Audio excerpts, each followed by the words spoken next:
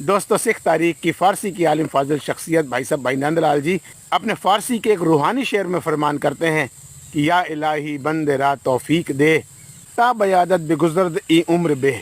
یا مولا، یا واحگرو پروردگار، اپنے اس بندے کو اتنی توفیق سے نواز کہ وہ اپنی ساری عمر تیری یاد میں، تیری شکر گزاری میں، تیری عبادت میں گزار دے. دوستو، آج 26 جون ہے، ہجری سن 1446 کے آخری مہینے ذوالحجہ کا آخری دن. دوستو، وقت گزرتے پتہ نہیں لگتا. ابھی 1446 کی شروعات ہوئی تھی، 1 سال ہو بھی گیا. محرم کے مقدس مہینے سے شروعات ہوئی. کربلا کے 72 جانثاروں کو، 72 شہیدوں کو خراج عقیدت پیش کیا. زندگی کے سفر کو آگے بڑھاتے ہوئے پھر سفر مہینہ دوسرا آیا. اس کے بعد پھر ربیع الاول حضور اکرم صلی اللہ علیہ وسلم صاحب کی ولادت کا مہینہ. عید میلاد النبی کی خوشیوں سے اپنے دامن کو البریز کیا. پھر آگے چلے تو ربیع الثانی کے بعد جمادی الاول کے بعد جمادی الثانی کے بعد رجب. بہت ہی مقدس مہینہ، حضور اکرم صلی اللہ علیہ وسلم صاحب کے والدین حضرت عبداللہ صاحب اور حضرت بی بی آمنہ صاحبہ کے نکاح کا مہینہ. اور اس کے ساتھ ساتھ شیر خدا مولا کائنات حضرت علی بن ابی طالب کی ولادت کا مہینہ. رجب مہینے کے بعد شعبان مہینے کی 14ویں رات، عبادت کی رات، بندگی کی رات، شب برات کی رحمتوں سے ہم نے اپنی جھولیوں کو بھرا اور زندگی کا سفر آگے ہوا. تو شعبان کے بعد رمضان، تراویح سننے کا مہینہ، تلاوت قرآن کا مہینہ، بندگی کرنے کا مہینہ، اس خدا کی شکر گزاری میں روزے رکھنے کا مہینہ، اور ساتھ ہی ساتھ سحری اور افطار کی خوشیوں سے مہکتا مہینہ.